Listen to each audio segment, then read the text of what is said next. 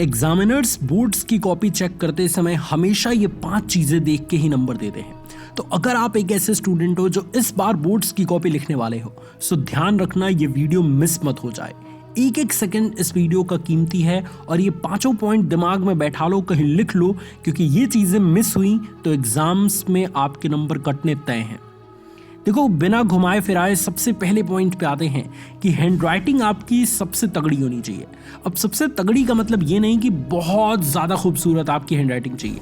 No doubt examiner भी समझते हैं कि कुछ स्टूडेंट्स की बाई बर्थ जो है वो हैंडराइटिंग काफ़ी अच्छी होती है, कुछ स्टूडेंट्स की काफ़ी ख़राब भी होती है। एग्जामिनर को आपके हीरे मोती वाले हैंडराइटिंग नहीं चाहिए। एग्जामिनर को बस ये चाहिए कि आपने किसी भी क्वेश्चन का जो आंसर लिखा है, क्या वो एग्जामिनर को समझ आ रहा है, क्या एग्जामिनर वो आंसर को अच्छे से पढ़ पा रहा है। अगर एग्जामिनर उस आंसर को अच्छे से पढ़ रहा है तो आपको नंबर मिल जाएगा। चाहे आपकी हैंडराइटिंग कितनी भी बुरी हो, परंतु लिखा हुआ एग्जामिनर को समझ आ रहा है तो आपको नंबर मिल जाएगा। तो मेक श्योर करें कि जब भी आप बोर्ड्स की कॉपी लिखें तो 2 शब्दों के बीच गैप ज़्यादा ना हो और कम भी ना हो। ऐसा हो कि आराम से पढ़ा जाए और आपकी हैंडराइटिंग भी थोड़ी बहुत अच्छी लगे। और अगर आपकी हैंडराइटिंग बहुत अच्छी है तब तो कमाल की बात है, तब तो आप नंबर काफ़ी अच्छा स्कोर करोगे। परंतु हैंडराइटिंग बहुत ज़्यादा रोल प्ले नहीं करता, परंतु ये भी है कि एग्जामिनर को वो चीज़ समझ भी आनी चाहिए।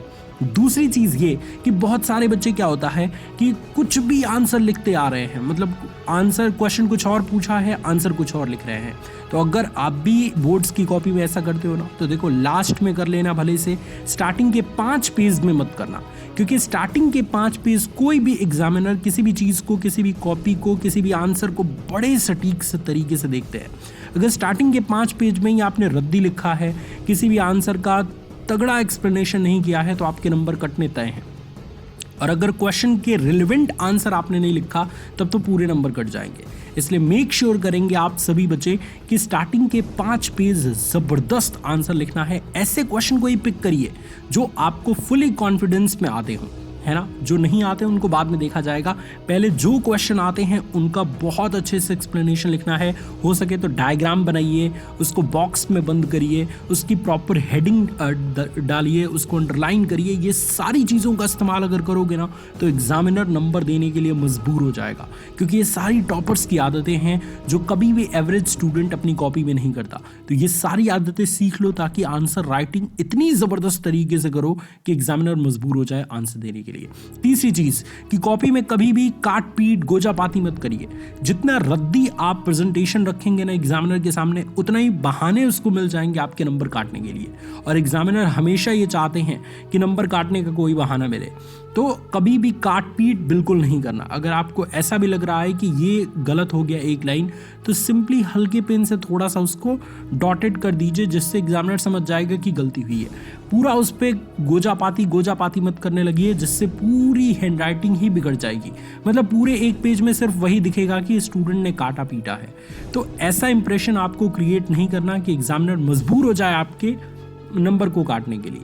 चौथी चीज स्टूडेंट्स की, देखो कभी भी आपको आंसर लिखना है तो आंसर प्रश्न के अकॉर्डिंग ही होना चाहिए। कई बार बच्चे क्या होता है कि पूरा सजा के आंसर तो लिख देते हैं, परंतु कौन से प्रश्न का वो उत्तर है वही नहीं लिख पाते।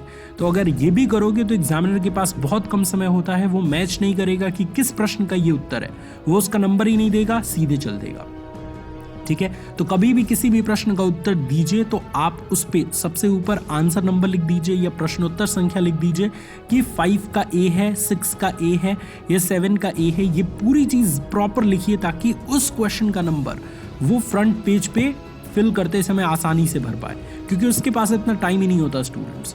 और आखिरी चीज सारे बच्चों को याद रखनी है कि चाहे कुछ भी हो जाए स्टूडेंट, एक भी प्रश्न का आंसर छोड़ के मत आना। क्योंकि देखो ये एग्जामिनर ने भी माना है कि स्टूडेंट ने अगर कोई भी आंसर का कोई भी स्टूडेंट किसी भी क्वेश्चन का आंसर नहीं लिखता तो उस क्वेश्चन का नंबर वो बिल्कुल नहीं पाता, मतलब एकदम शून्य मिल जाता है वहाँ पे। अगर मान लीजिए 6 का ए आंसर आपने नहीं लिखा तो 6 के ए के नीचे 0 फिल हो जाएगा, कि मतलब आपको नंबर ही नहीं मिलेगा। लेकिन अगर आपने थोड़ा भी अटेम्प्ट कर दिया, उसका आंसर बना के भी लिख दिया, तो 1, 2 नंबर, 3 नंबर उसके अकॉर्डिंग ज़रूर मिल जाता है।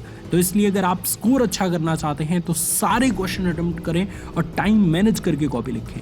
अगर इन 5 चीज़ों का आपने ध्यान रख लिया ना स्टूडेंट्स, मैं गारंटी देता हूं कि बोर्ड एग्जाम्स में फोड़ दोगे और इस बार बोर्ड एग्जाम में सबसे तगड़ा प्रदर्शन तुम्हारा ही होने वाला है। शुक्रिया ये वीडियो देखने के लिए।